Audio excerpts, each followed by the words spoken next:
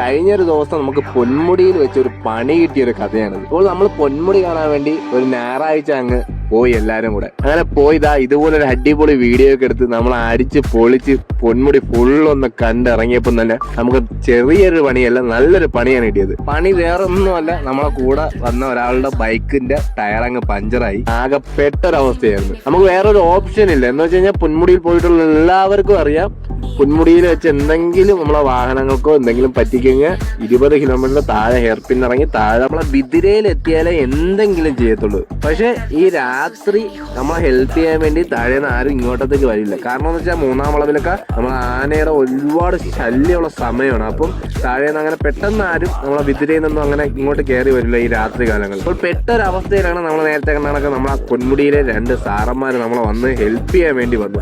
എന്താ കാര്യം എന്ന് ചോദിച്ചാൽ നമ്മൾ ഇങ്ങനെയാണ് കേസ് പറഞ്ഞ് നമ്മളെ വണ്ടിയുടെ ടയർ പഞ്ചറായി നമുക്ക് തിരിച്ചു പോകാൻ ഓപ്ഷൻ ഇല്ലാതെ നിൽക്കുകയാണെന്ന് പറഞ്ഞു. അതായത് നമ്മൾ വന്ന ബൈക്കുകളിലെല്ലാം ഫുള്ള് ആളാണ്. അപ്പൊ നമുക്ക് ട്രിപ്പിൾസ് അടിച്ച് ഇവിടെ പോകാൻ പറ്റാത്തൊരു അവസ്ഥയും കൂടിയാണ്. അപ്പൊ നമ്മളെ പോലീസുകാരെ നമ്മുടെ അടുത്ത് പറഞ്ഞു, നിങ്ങൾ ടെൻഷനൊന്നും ആവണ്ട, നേരെ നിങ്ങൾ വണ്ടി തള്ളി സ്റ്റേഷന്റെ അവിടെ കൊണ്ടുവരിക, നമുക്ക് അവിടെ വെച്ച് എന്തെങ്കിലും ചെയ്യാന്ന് അവർ പറഞ്ഞ് നേരെ അവർ ചെന്ന് അവിടെ നിന്ന് തന്നെ ഒരു മെഷീൻ എടുത്ത്, അതായത് ഈ പഞ്ചർ കാറ്റടിക്കുന്ന ഒരു മെഷീൻ ഉണ്ടായിരുന്നു. പഞ്ചർ ഒട്ടിക്കുന്നതല്ല, നമ്മളെ കാറ്റ് ഫില്ല് ചെയ്യാനുള്ള ഒരു മെഷീൻ ഉണ്ടായിരുന്നു. അപ്പൊ ആ മെഷീൻ ഉപയോഗിച്ച് നമ്മൾ ആദ്യം ഒന്ന് നമ്മളെ ബൈക്കിൽ കണക്ട് ചെയ്ത് ട്രൈ ചെയ്ത് നോക്കി, നടന്നില്ല. പിന്നെ അവിടുത്തെ കിടന്ന ബൊലേറോയിൽ കണക്ട് ചെയ്ത് നോക്കി, നടന്നില്ല. പിന്നെ നമ്മൾ നേരെ പുതിയ, അതായത് നമ്മളെ ഫോഴ്സിന്റെ ഗൂർക്കയിൽ കണക്ട് ചെയ്ത് നമ്മൾ അങ്ങനെ ഇതുപോലെ കാറ്റടിച്ചിട്ടുണ്ട്.